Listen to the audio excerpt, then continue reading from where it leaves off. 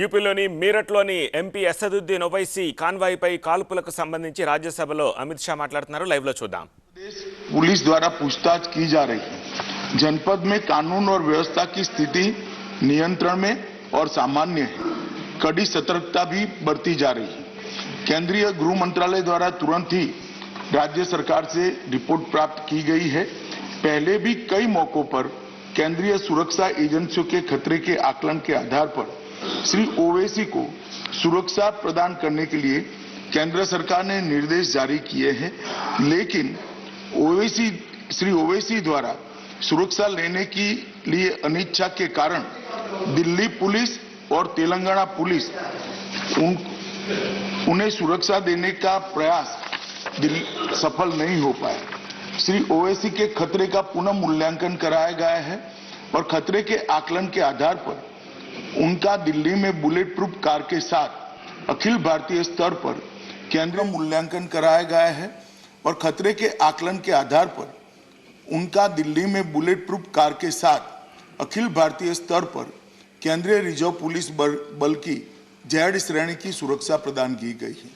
मेरा वक्तव्य समाप्त हुआ, मगर हमारे पास जो मौखिक सूचनाएं श्री ओवैसी के द्वारा भेजी गई, उन्होंने अभी भी सुरक्षा लेने से इनकार किया है. मैं सदन के माध्यम से श्री ओवैसी को विनती करना चाहूंगा कि वो तत्काल सुरक्षा ले ले और हम सबकी चिंता का समाधान करें. धन्यवाद. धन्यवाद. माननीय डॉक्टर वी विनय सहस्त्रबुद्धे.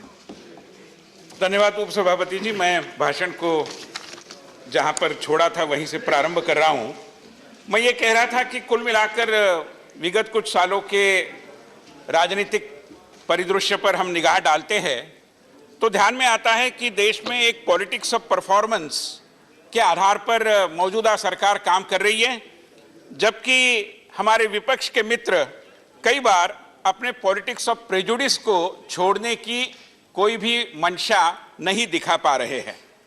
मतलब राष्ट्रपति जी के अभिभाषण के बारे में लंबी चर्चा हो सकती है. चर्चा के बारे में जैसे कि माननीय नेता प्रतिपक्ष ने और अन्य कई लोगों ने आपत्तियां की, ये होना चाहिए था, वो होना चाहिए, मैं समझ रहा हूं, मगर कुछ अच्छी बातों का अगर जिक्र करते थे, थोड़े खुले मन से उसका स्वागत करते थे तो कोई आसमान गिरने वाला नहीं था. उपसभापति महोदय, जैसे बहुत बढ़िया तरीके से माननीय राष्ट्रपति महोदय ने विभाजन विभीषिका स्मृति दिवस और वीर बाल दिवस, इन दो नए प्रयासों का, दो नए एक दृष्टि से संस्मरणीय दिनों के बारे में, उनको इंस्टीट्यूट करने के बारे में उल्लेख किया है. क्या इसके बारे में हम माननीय प्रधानमंत्री जी को खुले दिल से अभिनंदन उनका नहीं कर सकते, उनकी इस सोच का अभिवादन नहीं कर सकते? मगर दुर्भाग्यवश इतनी उदार मनस्कता हमें जो पाठ पढ़ाते